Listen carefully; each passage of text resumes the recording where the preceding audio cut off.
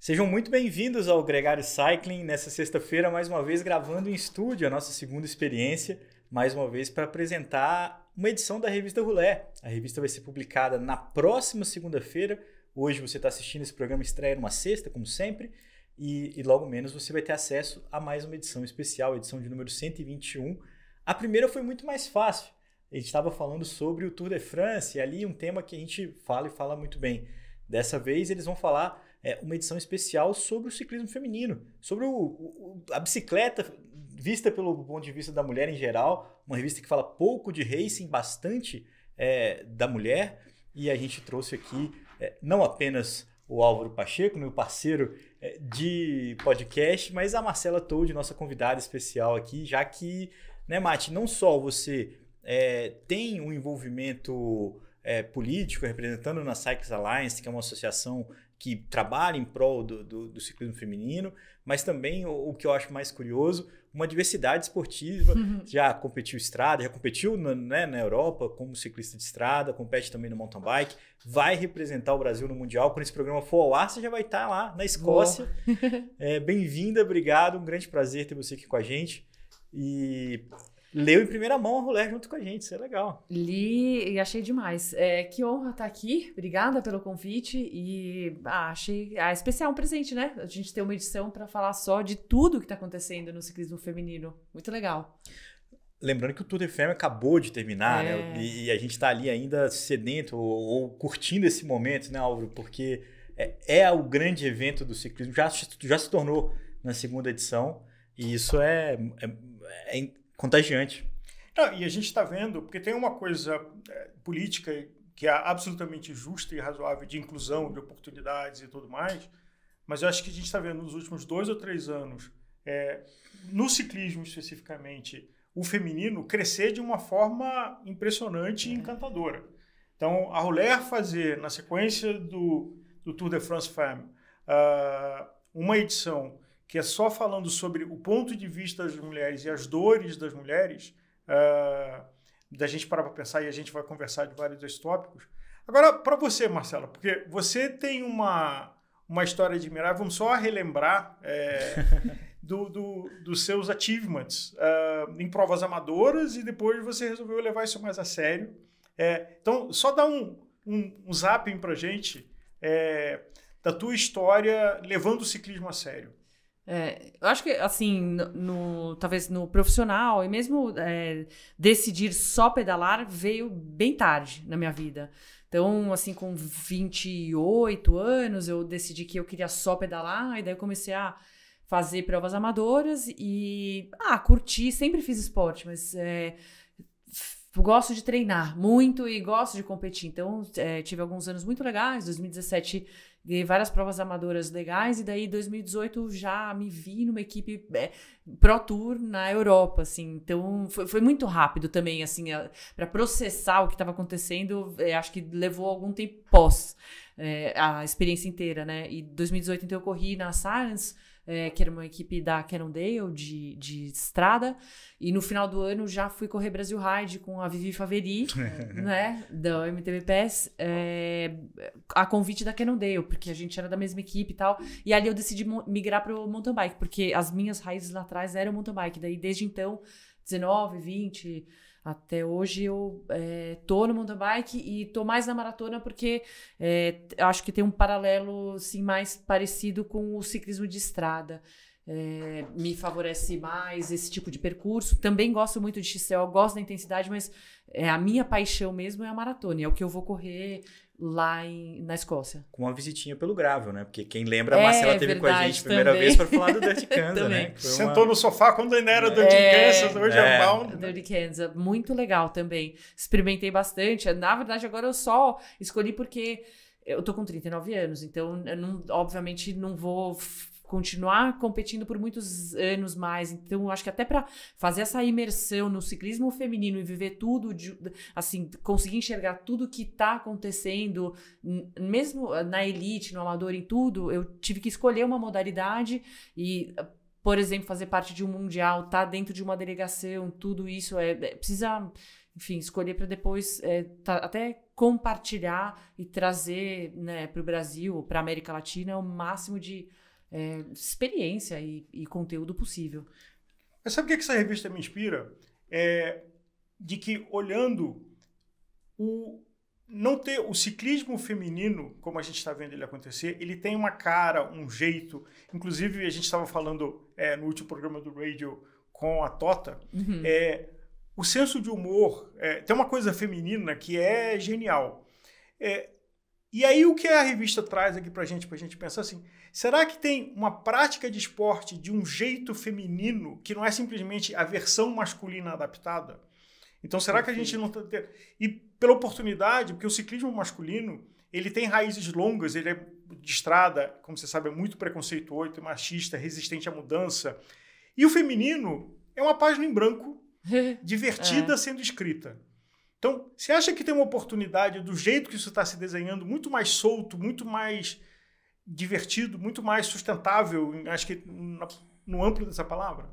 Acho que sim, e a gente consegue ver isso, é muito legal ver também, né, como tá vindo a nova geração, né, isso é um sinal claro de que está entrando mais dinheiro e mais incentivo, então essas meninas aí todas das categorias de base super fortes, que aconteceu no Tour de France, né?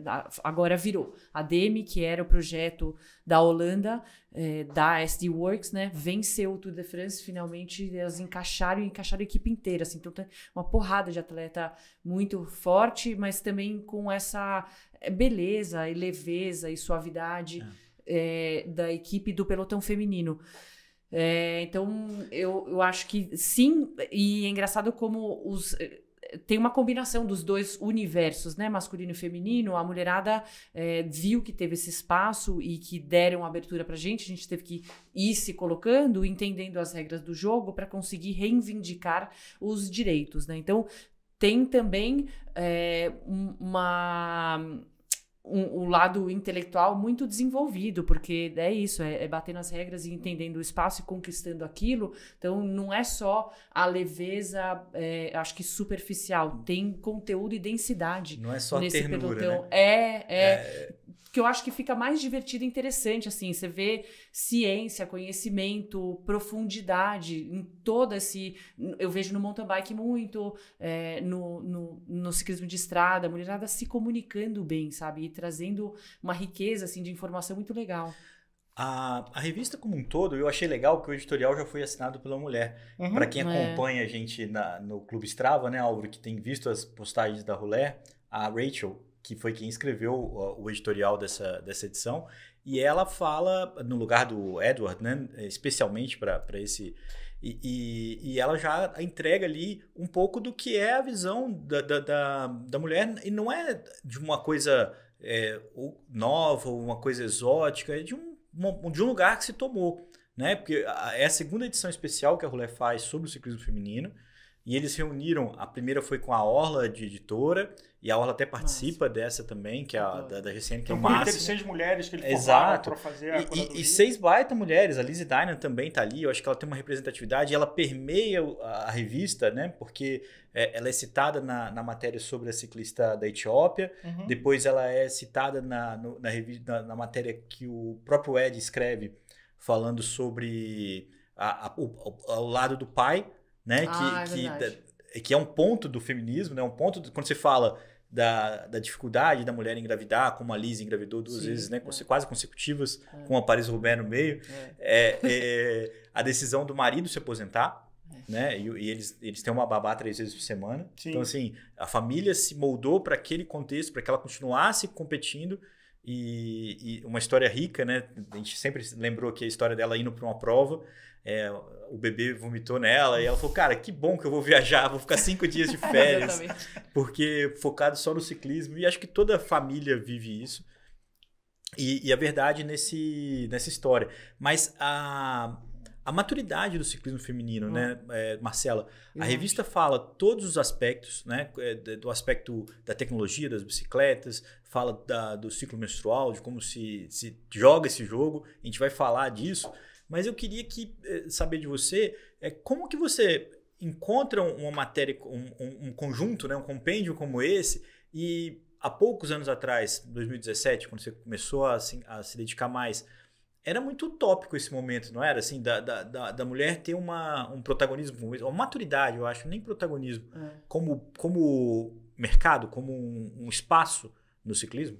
Sim, é interessante porque na Cyclist Alliance bastante eu já via, mas assim, de novo, toma tempo e tempo físico, né? E tempo mental, assim, para você conseguir mergulhar e fazer esse exercício de processo de tomada de decisão mesmo, porque não tinha o espaço, de repente apareceu o espaço, então agora você tem que ocupar e começar a se posicionar ali. Então, eu vi esse movimento na Cyclist Alliance, nessa experiência da Silence, estava nascendo a Cyclist Alliance, então eu já entrei desde o começo e vi todo o processo. O que aconteceu, tinha a CPA, que era uma organização, né? Só que a mulherada não se sentia representada, então elas achavam que tinham algumas coisas reclamações que iam e que não tinham resposta.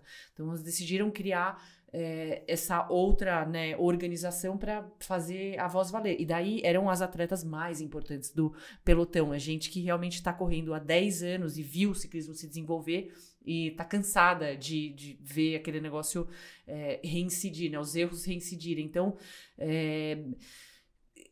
já tinha o chão de fábrica, já estava vendo tudo que estava acontecendo. O que acho que mudou foi exatamente isso, assim, as plataformas, elas começaram a surgir. Daí tem a matéria da Amina Lanaya, que é super legal, e que acho que já estava super latente até, na verdade. O Lapatieri, ele precisou colocar, mas ele foi brilhante quando ele assumiu no ano seguinte colocar a Amina Lanaya como vice-diretora, né? Da UCI, da Organização É a número 2 da Exato. UCI, né?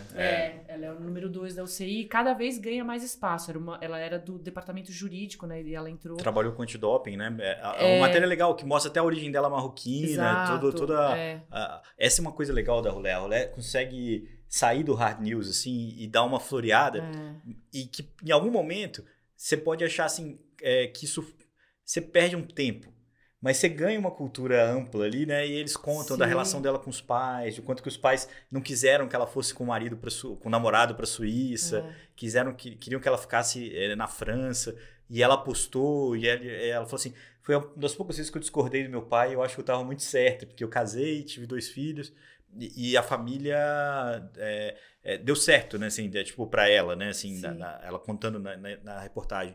Mas o fato é que ela cita, inclusive a gente esteve aqui com a Andrea Marcellini falando sobre, né, o esforço do salário mínimo, o esforço de ter primeiro as provas sendo transmitidas. Então hoje, para uma prova ser o World Tour feminina, ela tem que ter 45 minutos de transmissão para que a gente, que é fanático pelo ciclismo, assista e reconheça os nomes e comece a gostar daquelas ciclistas. E o patrocinador se interessa em patrocinar. E é um ciclo que vão superando barreiras, para que os prêmios possam ser equivalentes no futuro.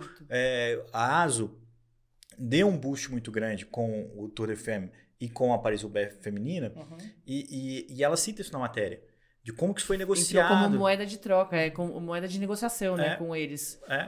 O Tour de France Femme. E esse é um ponto que na Cyclist Alliance elas reivindicam muito, e a Amina também fala lá, que é mídia. Eu quero exposição na TV e em todos os canais de mídia, porque é isso, a hora que você começa a colocar o conteúdo, ele vai ganhando tração, até você vai aprendendo, né, com aquilo. Então, se não tem um espaço, não tem como se desenvolver. E eu vou te dar um contexto, porque o prêmio da vencedora do Tour de France Femme, é 50 mil euros. O do masculino é 450 mil. Então, é 9 vezes maior. E é o mesmo, esse 450 é o mesmo desde que eu comecei a acompanhar ciclismo. Então, os homens também não estão com essa bola toda. Mas o quanto que a ASO deve ter gastado de investimento para fazer a página do Instagram que tanto te encanta. Sim. E o quanto que vale mais para ciclistas a curto e médio prazo. Exato. Um investimento no Instagram tão divertido e tão influente do que um prêmio um pouco melhor.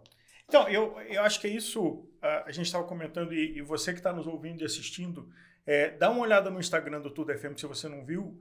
É uma página muito divertida, o jeito que ela é feita, e só dava para ser feita, não sei se quem editora é também mulher, mas talvez seja, mas as ciclistas, as atletas ajudam muito o senso de humor.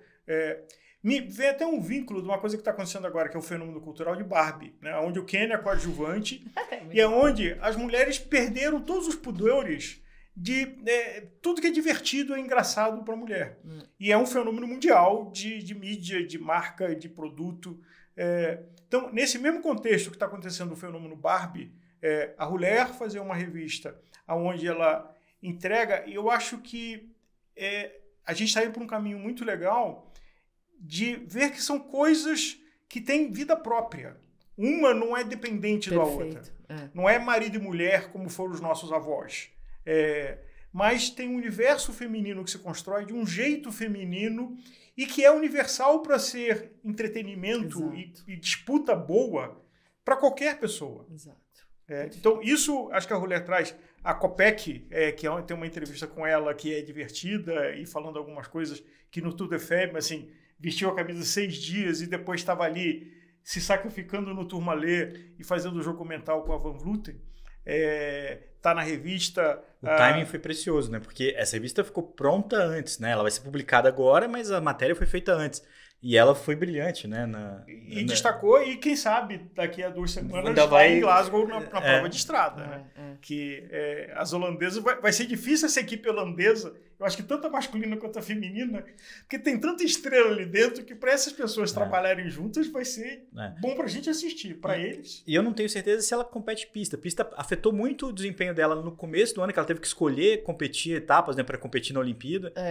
Eu não tenho certeza se em Glasgow ela participa dos 2 eventos, mas é uma figura... Hoje, uma figura única no pelotão, né? Eles brincam que é a Van Aert do feminino. Assim. É belga. Belga, Incrível.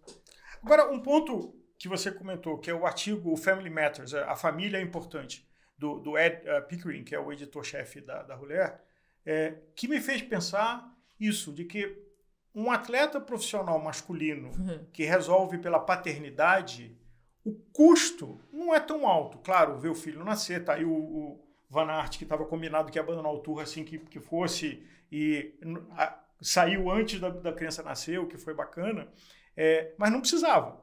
Agora, se a Demi Vollering tivesse grávida, ela não ia nem pensar de ter feito tudo FM.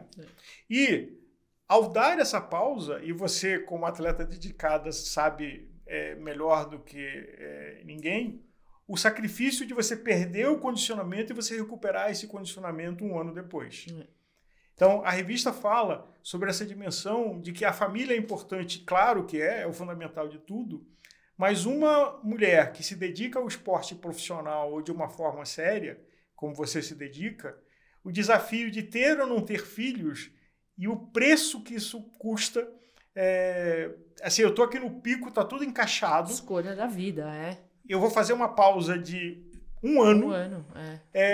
E voltar, vou demorar outro ano para voltar para o lugar que eu estou aqui. Exatamente. Assim, é caro. É caro, E, assim, eu nunca fui mãe ainda. Então, eu não consigo falar, mas eu imagino, obviamente, porque tenho várias amigas, tenho sobrinhos, tenho irmãos, tudo, a felicidade, o preenchimento que é ter um filho, né? Então, o quanto enriquece a vida da pessoa ter ali, né, um serzinho que saiu de você. Mas realmente é uma decisão que, no meu caso, por exemplo, que vim tarde pro esporte, tem que ter um planejamento. Então, eu acho que é muito, muito particular, assim, e é uma decisão que realmente é divisor de águas mesmo. Não, e a matéria fala de que grande parte dos atletas só vão ter a maternidade aos 40 anos depois que acabou a carreira. Mas aí você tem uma questão... Caso. A medicina evoluiu muito, mas do nível de risco dessa gravidez aos 40 e pouco. Mas sabe uma coisa que eu acho que é importante, e sem ter muito local de fala, assim, é porque eu acho que é importante também entender que mulheres como a Lizzie Deignan, como a Ellie Van Dijk, que são ciclistas da Lidl Trek, que tiveram todo o apoio da equipe, todo o apoio do circuito, né, para poderem ser mães, né? A Van Dijk é campeã mundial, né? Interrompeu a carreira dela num momento esplendoroso. No pico, exatamente. A Lizzie Deignan também já foi campeã e voltou, e agora está voltando pela segunda vez.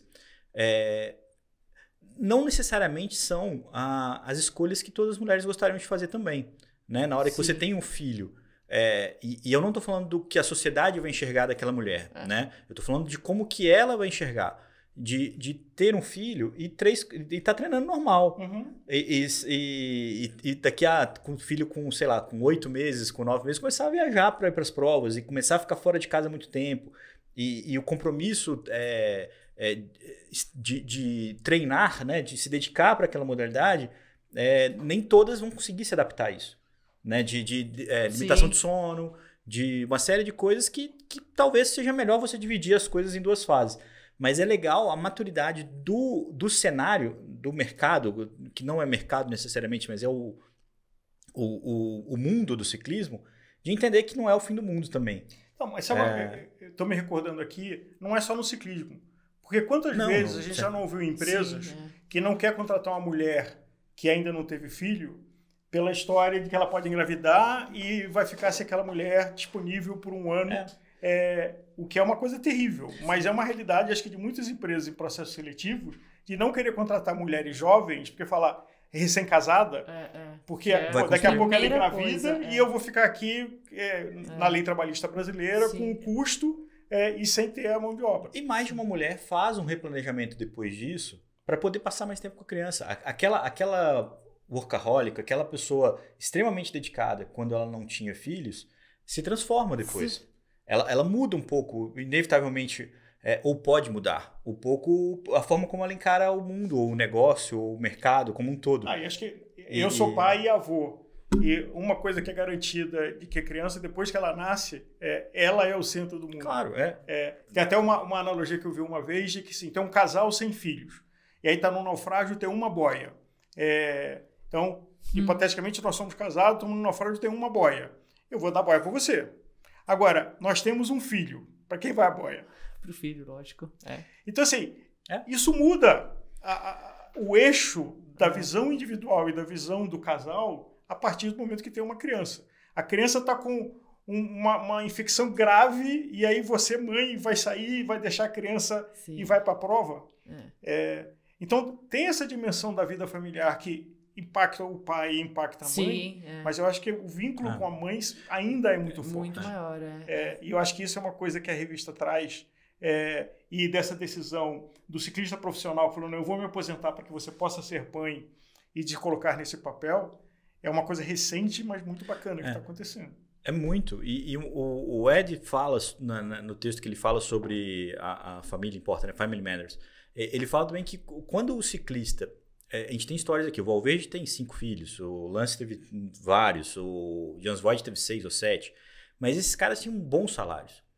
Quando o cara é um gregário, quando o cara não tem a garantia de que ele vai ter emprego no ano que vem, que ele é um assalariado como qualquer outro.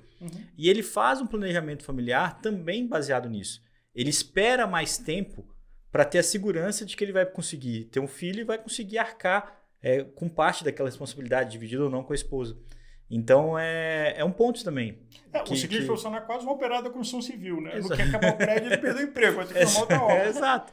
E isso é legal de refletir, né? Acho que a Rolé, mais uma vez, foi muito feliz com essa forma de mostrar o ciclismo de uma forma mais ampla, né? Você sai do selinho um pouquinho, você desclipa e olha o mundo...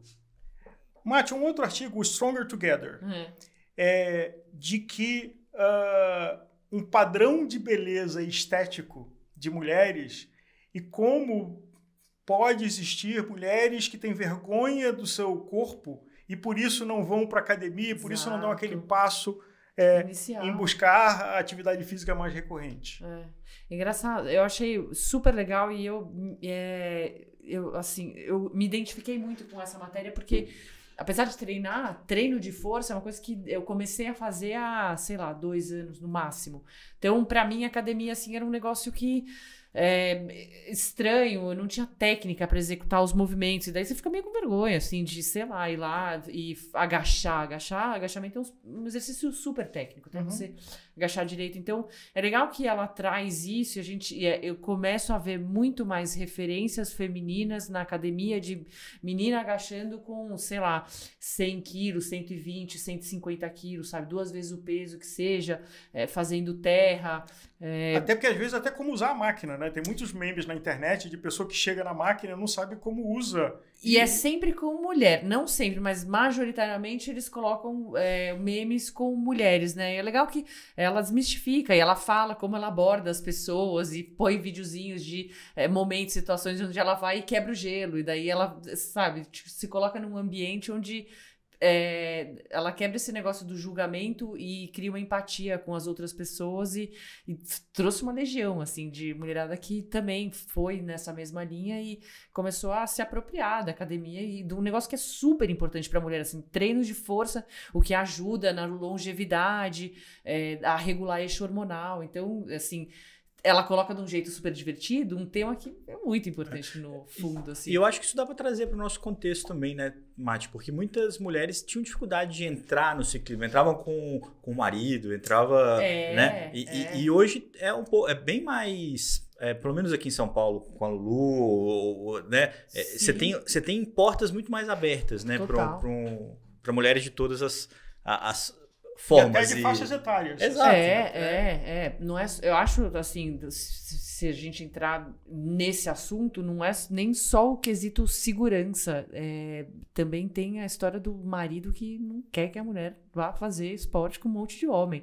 Então, a hora que você começa a enriquecer ali a população, já muda completamente o ambiente, sabe? O assunto, ele não é mais tabu. Ele já é um negócio que, como assim, né? Sim. Legal. Já uma coisa. Aliás, uma coisa que a gente ouviu algumas vezes, e não sei se você tem essa vivência, de várias atletas que a gente conversou aqui na Gregário, dizerem que quando está num pelotão com homens e mulheres, se um homem força o ritmo e vai para a cabeça do pelotão, todo mundo meio que respeita. Mas se uma mulher força o ritmo e vai para a cabeça do pelotão, outro homem vem e quer dar na cabeça dela e ficar na frente. Eu acho que já tá mudando, e é legal isso, inclusive, assim, daí é muito do seu círculo de amizades. Eu, assim, tem pelotões masculinos muito legais, super respeitosos e que, putz, eu adoro pedalar e assim, o ritmo é muito bom, porque gente um pouco mais evoluída, assim, que não tem muito esse problema de...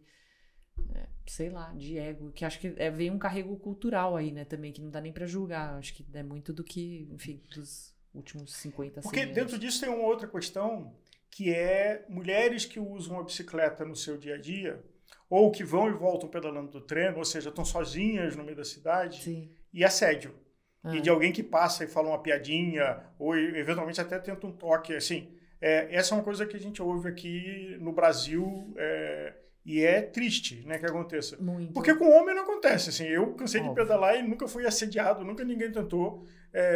Já tentou me dar um tapa para me derrubar, mas era violência. Agora, de assédio... Você nunca foi cantado pedalando? Nunca fui cantado pedalando. Poxa, que triste, Álvaro.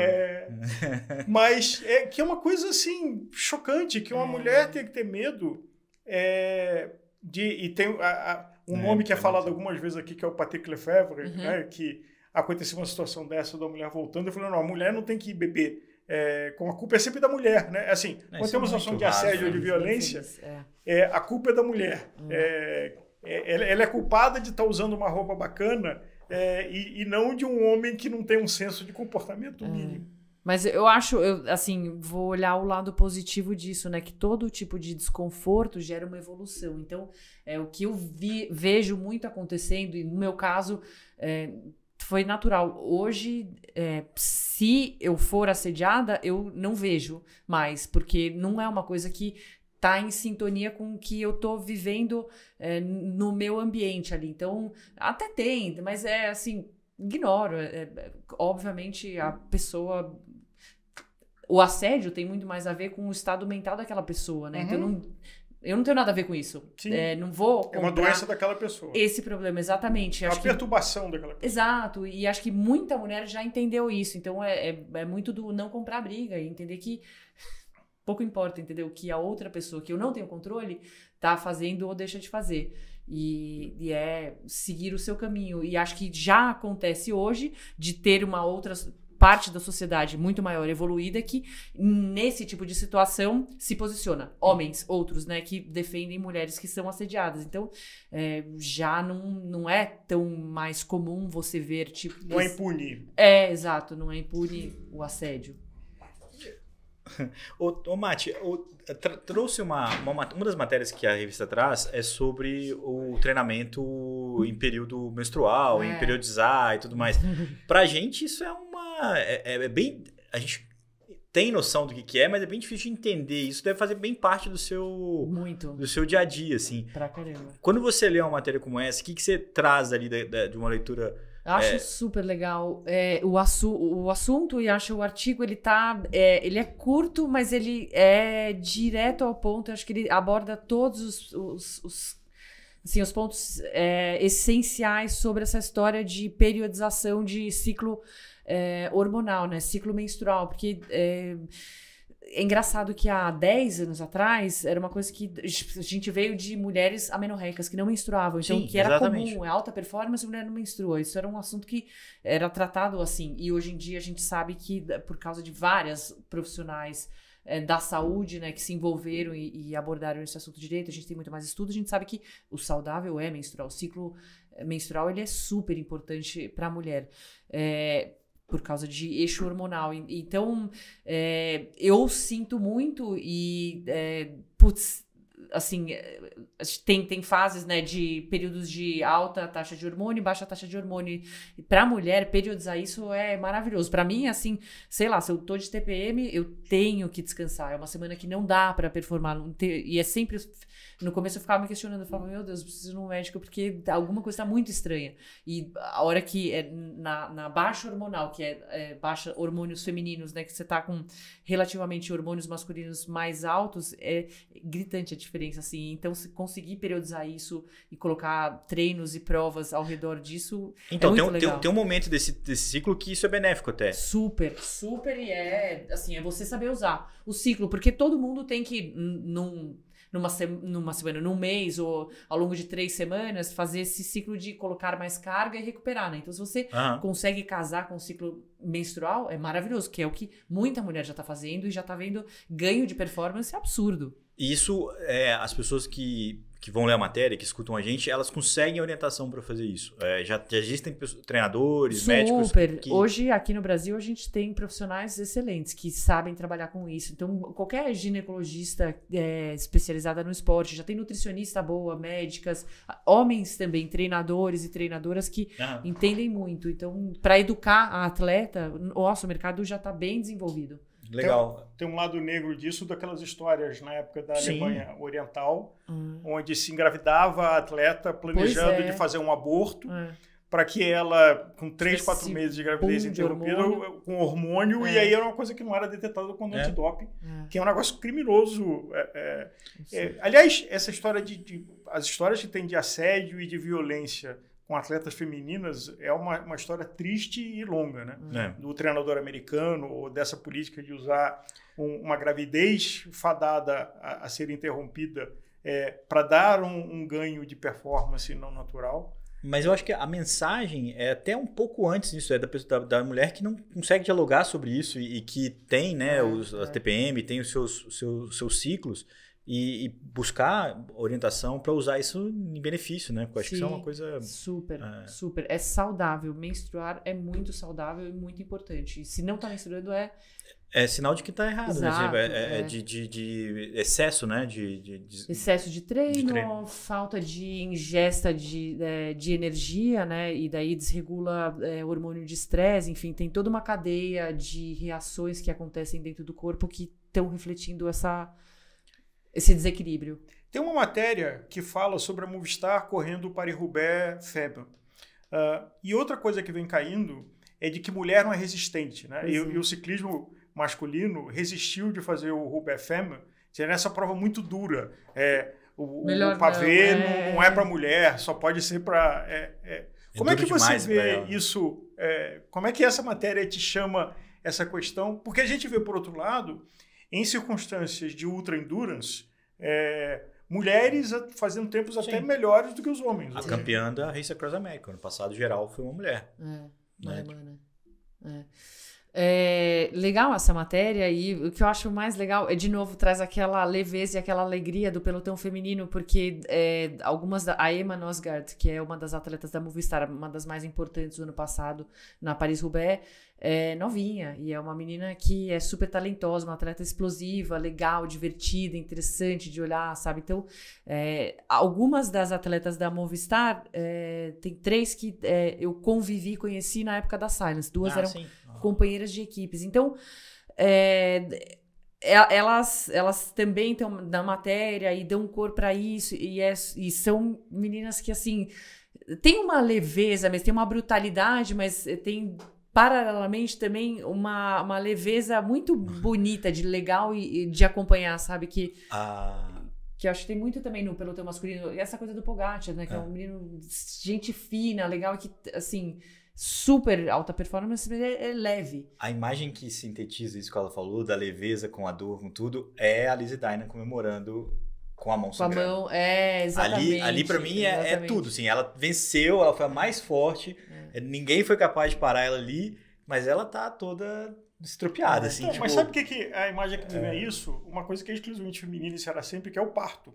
Também, assim, que até não muito tempo atrás não tinha anestesia. Exato. Então você pensar o que uma mulher, todas as mulheres que foram mães, o parto é uma coisa de uma leveza e de uma força necessária que um homem sequer consegue imaginar. Tentando entender por que os caras falam isso, e não é pela força feminina, eu acho. Eu acho que é muito mais pela coesão do pelotão até agora. Tipo assim, da quantidade de ciclistas que estariam preparadas ou que poderiam treinar especificamente para uma prova tão atípica e completá-la com dignidade, completar dentro de um tempo limite ou dentro de uma distância razoável, brigar pela vitória. Quantas ciclistas hoje seriam capazes de brigar pela vitória na Paris-Roubaix FM? Entendeu? É um número reduzido. Do pelotão, quantos completariam? Então, há pouco tempo atrás, tinha muito essa impressão de que o pelotão não era coeso bastante. Não sobreviveria. Não sobreviveria. E os passos que até a número 2 lá, a Alânia, fala do salário mínimo, das equipes ou tour fechadas com um número mínimo de ciclistas, e você ter um planejamento de médio prazo, desmistificam essa dificuldade. Né? É muito mais uma questão de você sabe quando que vem tem. A Lucinda Brand sabe quando que vem ela pode correr a Paris-Roubaix. A Emma Nosgard.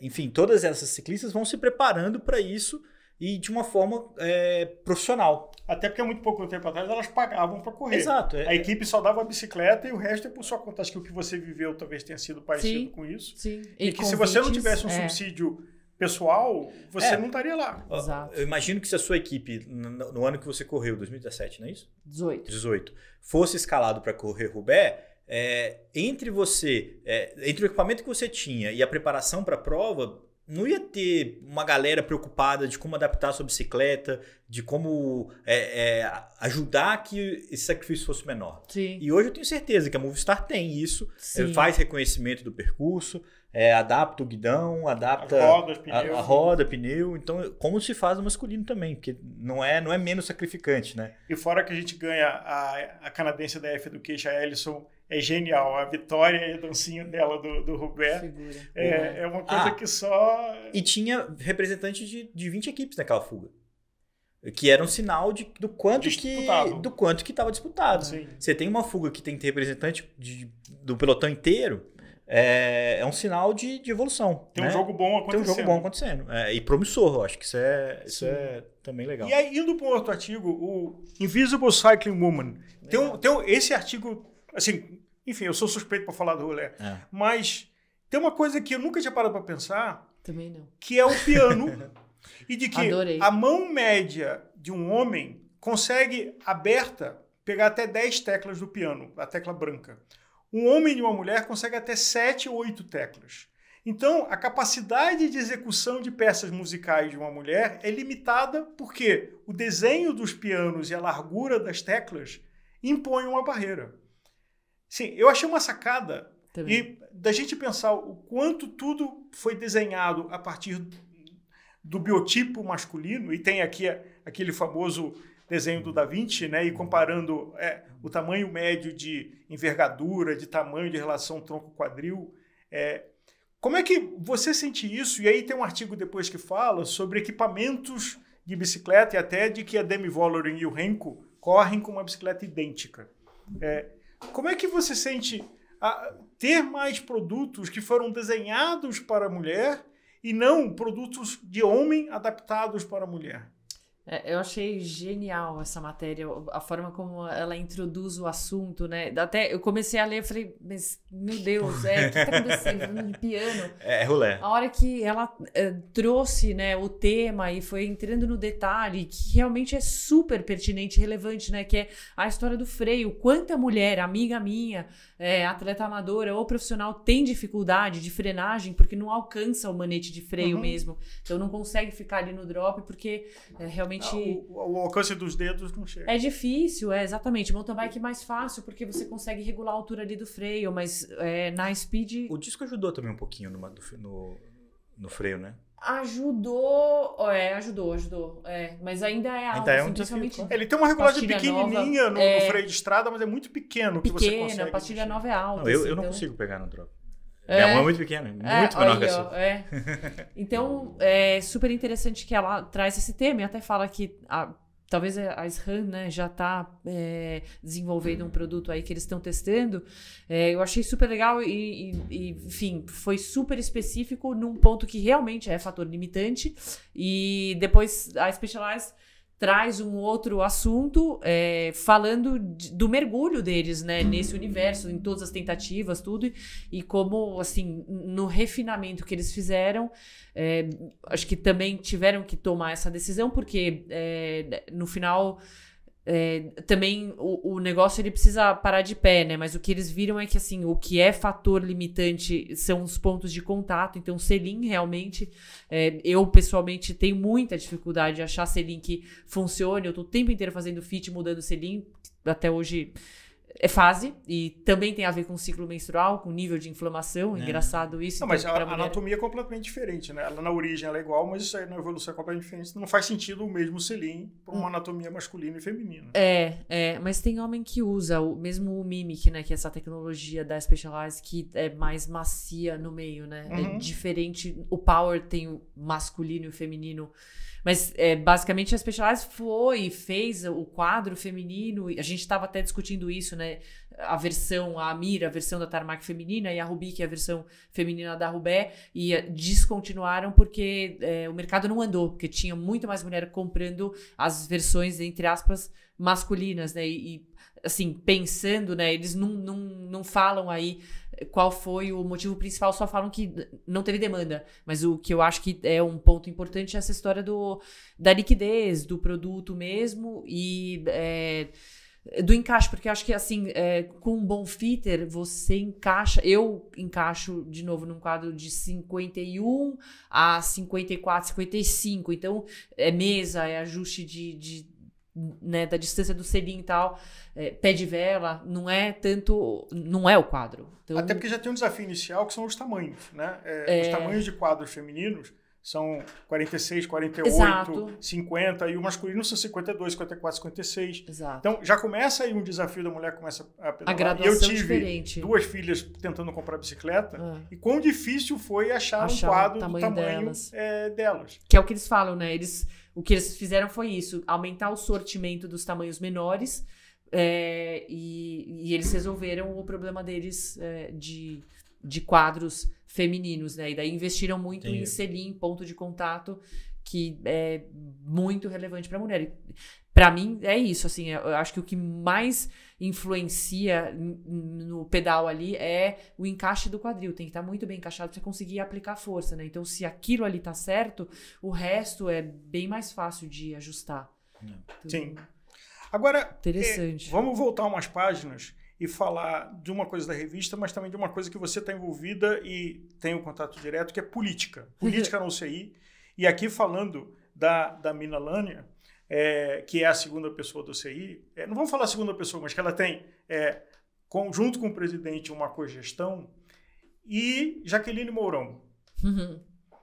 Eu acho engraçado isso, porque na hora que eu penso nela, na Amina, pra mim já vem na hora a Jaque na cabeça, pelo ativismo delas. E eu acho que são casos muito felizes de mulheres que estão no esporte há mais tempo. Ela, né, do lado corporativo, acho que lá no backstage, a Amina e a Jaque como atleta vivendo tudo, e que a hora que ganharam um espaço de direito, se apropriaram disso e foram muito felizes e abriram vários caminhos. Então, ela fala muito... Eu acompanhei porque eu entrei na Cyclist Alliance quando foi fundada, e a Amina entrou em 2018, acho, um ano depois que o Lapatier assumiu o cargo, né, de diretor-geral na UCI.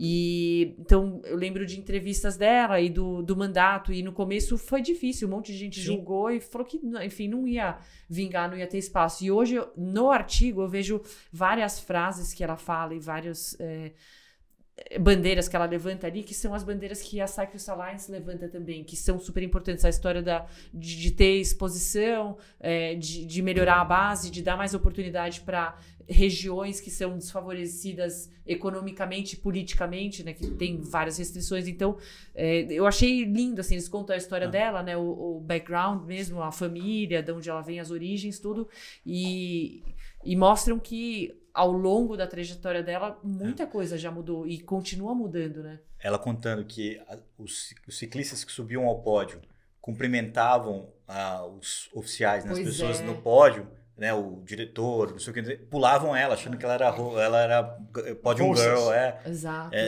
Ou todo tipo de discriminação que, como essa, não intencional, assim, o cara era só uma estupidez, né, não era uma coisa assim, eu não vou cumprimentar uma mulher.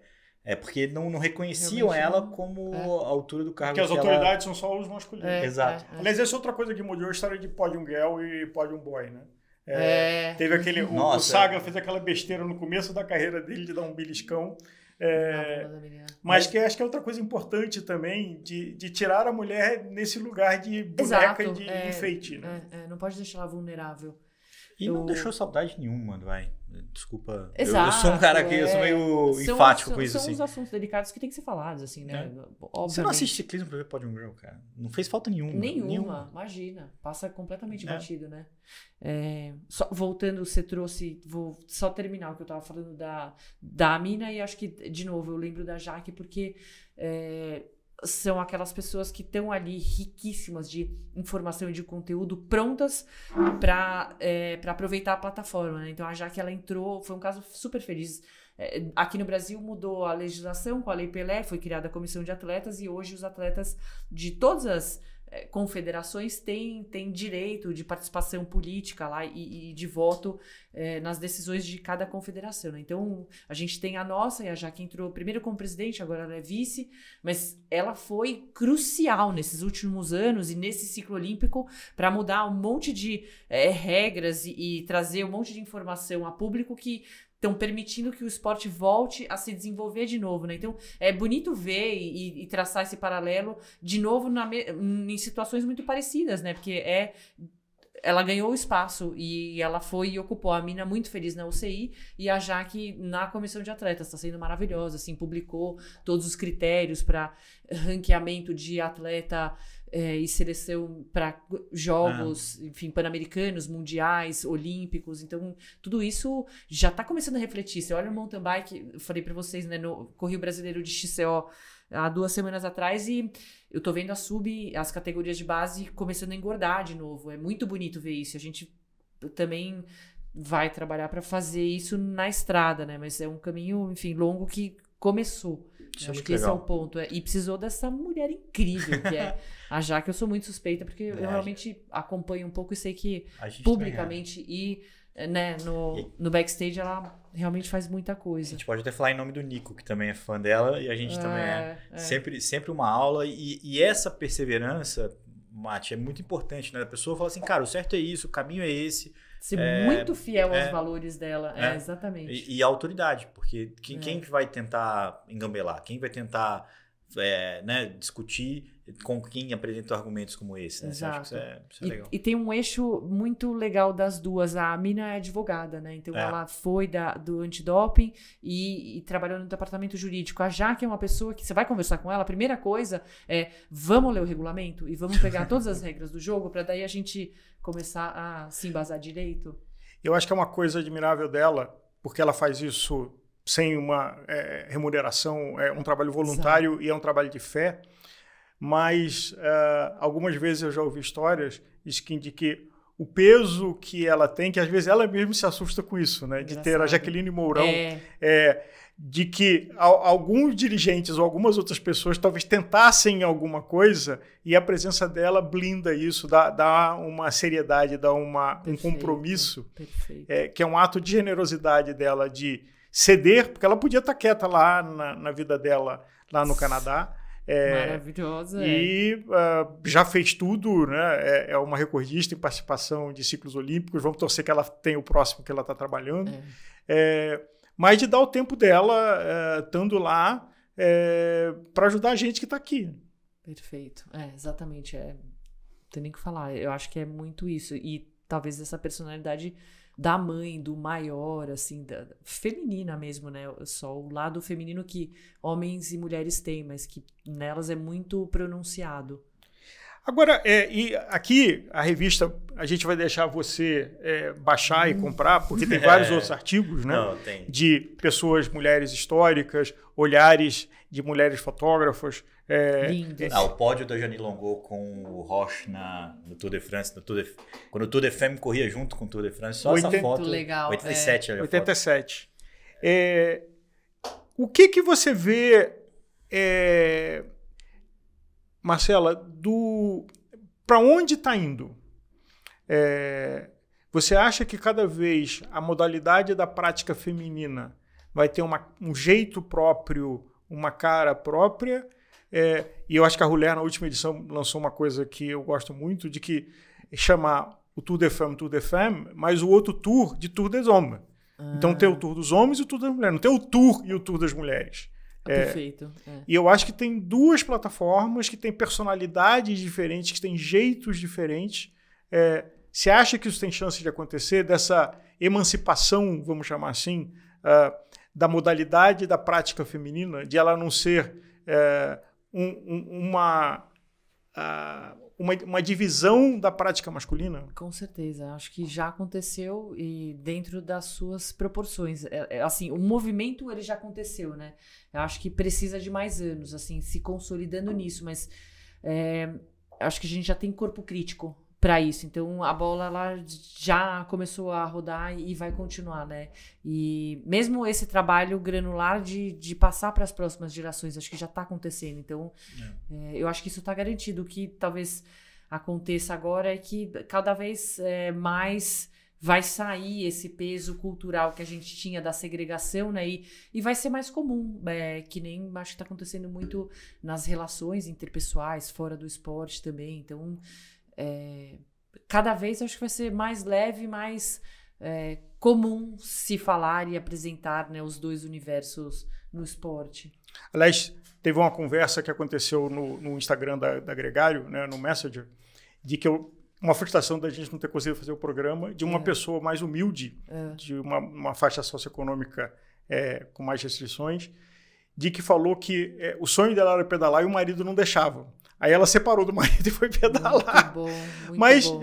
Então, e o ciclismo também tem essa pecha de ser um esporte de elite, um esporte segregado, mas na sua origem ele é muito mais humilde. Eu acho que tem uma onda que a gente está vivendo, e a Rafa, né, dos últimos 20 anos, ela teve uma coisa do bom e do não tão bom, da brincadeira lá dos Mammals, porque de repente virou a comparação com o golfe, com uma coisa elitista, com uma coisa sofisticada. Sim. Mas o ciclismo, na sua origem, é uma coisa muito democrática, uma coisa para as mulheres. A invenção da safety bike no final do século XIX deu uma liberdade de deslocamento que elas não tinham com o uso de cavalo. Então, mas isso demorou a encaixar. Eu acho que agora, nesse começo do século XXI, a gente está vendo vários sinais que está encaixando e que o espaço devido está sendo ocupado por vocês. Ótimo. Mais camadas, né? Nesse universo, tenho visto isso, realmente. Muito bom, porque eu acho que... E é legal ver o quanto que não é uma coisa que agrada as suas mulheres, ou que ao mesmo tempo que abre portas, né? A gente viu a Ana Lídia no Tour de Femme, foi muito legal comentando na ESPN, ela tinha comentado no The Sports o Giro de Itália, e ao mesmo tempo poderia comentar o masculino com a mesma autoridade, com o mesmo talento, e as coisas... e atraentes, né? As pessoas... Foi muito legal para todo mundo que gosta de ciclismo acompanhar a prova feminina do Tour de France. Eu acho que o ano que vem espera-se um impulso do Giro de Itália, né? Que vai ter o... Que troca a propriedade. Que troca a propriedade. Vai ter o boost do Giro de Itália masculino. E inevitavelmente vai ter um ganho, como o Tour de France, talvez na mesma proporção do Giro para o Tour, né? Aqui fica sempre uma corneta. Mas uma revista, e é importante para a gente fechar aqui, 180 páginas falando de mulher, falando de ciclismo feminino, sem se perder na conversa fácil, né? no papo furado. E muito legal como que eles recomendam. O que você vai falar? E eu acho, por exemplo, tem uma coisa aqui duas coisas que eu adoro, que é esqui de neve e bicicleta. E 3 mulheres foram fazer uma viagem meio backpacking disso, porque um risco que eu vejo do movimento de inclusão que a gente vive é criar o preconceito ao contrário. E eu acho que o que a Rouleur faz e o que está acontecendo em vários lugares é de que é uma matéria editorada por mulheres, é uma edição editorada por mulheres, com edições de história de mulheres, mas que são universais. Assim, você e eu, que somos fanáticos pela bicicleta, o prazer com que a gente torce e assiste às corridas femininas é uma experiência diferente. Não dá nem para dizer se é melhor ou pior. É uma experiência diferente, mas muito positiva. Tá me ocorrendo aqui, no futebol está acontecendo isso, de inovar com comentaristas, já tinha algum tempo, mas crescendo, comentaristas mulheres, juízas mulheres apitando partidas de homens. Então, eu acho que essas barreiras serem quebradas, todo mundo ganha. São mais oportunidades, é uma dimensão diferente, porque o olhar e a presença feminina é diferente da presença masculina. E o que a Rouleur está fazendo nessa etapa, e a gente está fazendo um programa inspirado nessa revista, é de que não é uma revista para mulheres, é uma revista para quem adora esporte, aventura, a cultura, como a história do piano que marcou você e marcou a mim, que eu nunca tinha parado para pensar. Exato. E se você parar para pensar assim, talvez os instrumentos, quase tudo, e o quanto isso não é um fator limitador, mas você conversa para hoje que outro podcast talvez não vai agregar. Que mega. Não, e dessa revista aqui, a gente está falando de 180 páginas, muita coisa ficando de fora desse resumo, mas que a gente recomenda também. A gente acabou não falando da ciclista da Etiópia, né? Da Yeru, que está correndo agora, 2023, ela correndo para uma equipe francesa, depois de 2 anos como refugiada, né? Ela correu pelo Centro CI, que é um ponto que a Lanaia fala. Agora vai ter uma na Argentina, né? Tem um no Canadá, tem um na África, e que é importante essa descentralização, além de Eagle, né? E ela foi... abriram portas para ela como uma ciclista etíope, tem mais de uma, né, no pelotão feminino, tem também no masculino, um deles que correu com o Nicolas, o Mulu, que agora corre pela Carra Rural, viveu uma situação exatamente igual, foragido, refugiado, pela guerra lá na Etiópia. Na época ele estava na BH, né, na Burgos. Não, ele correu na Global Six com o Nicolas, mas foi pouco tempo, depois ele é um talento, um menino pequenininho, foi correr agora na Carra Rural, acho que ele já até venceu esse ano, mas enfim, chamou minha atenção porque na época a gente falou disso, dos ciclistas que estavam refugiados, e a matéria fala sobre uma ciclista, né, e é louco como eles conectam as coisas, porque ela foi vice-campeã continental para Ashley Moman, que é a ciclista que fez top 5 no Tour de Femme, e ela tinha como ídolo a Liz Dyna. E aí ela fala disso, que ela ela se refugiou em Nice. E ela pedalava e ia até Mônaco. E ela falou assim, eu ia pra ver se eu encontrava com ela. Assim. Que linda. E eu acho que a Liz ficou sabendo disso e começou a acolher, assim, não só cumprimentar, mas um dia ela parou, conversou e trocou várias ideias e tal. E incentivando uma ciclista que ela conta, não detalha na matéria, mas assim, que ela vivenciou ali os horrores de uma guerra e ela conseguiu uma vaga para a Olimpíada, para correr em Leuven, não, para a Olimpíada, no Mundial em Leuven, na Bélgica. Na Bélgica, sim, na terra da cerveja. Mas ela, quando estava indo para a prova, não, era Noruega, ela se arrependeu e voltou para pedir refúgio. E aí a coisa desenrolou, assim, demorou um tempo, ela conseguiu voltar agora a correr. Mas é uma história também muito legal da revista, porque como poderia ter sido o Mulu, foi ela, e é uma história que conta, né, é muito louco, a gente tá gravando um podcast e tá rolando guerras por aí, assim, sabe? Tipo, tem gente... Exato. Não tem nenhuma oportunidade. Uma guerra civil... Sim, tem o da Ucrânia, tem... Que ela e o Estado... e ela não se sentiu confortável de respeitar um Estado que estava destruindo a família dela. Ela era de uma região que estava sendo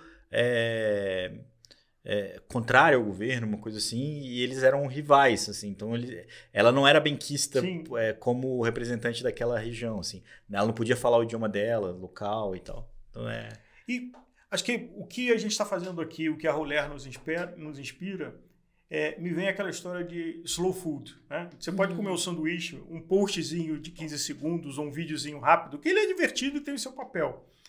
Mas eu acho que um texto como a Roller produz, como a gente produz, como os programas que a gente produz, e não quero nem parecer pretensioso de uma organização, né?